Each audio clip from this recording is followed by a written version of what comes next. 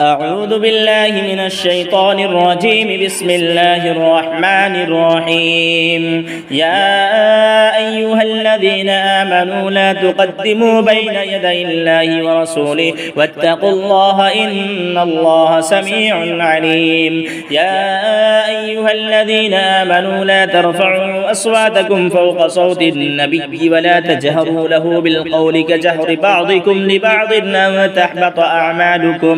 أن تحبط أعمالكم وأنتم لا تشعرون. إن الذين يغضون أصواتهم عند رسول الله أولئك الذين امتحن الله قلوبهم للتقوى لهم مغفرة وأجر عظيم. إن الذين ينادونك من وراء الحجرات أكثرهم لا يعقلون. ولو أنهم صبروا حتى تخرج إليهم لكان خيرا لهم والله غفور رحيم. يا أيها الذين آمنوا إن جاءكم فاسق بنبأ فتبينوا أن تصيبوا قوما بجهالة فتصبحوا على ما فعلتم نادمين. واعلموا أن فيكم رسول الله لو يطيعكم في كثير من الأمر لعنتم ولكن الله حبب إليكم الإيمان وزينه في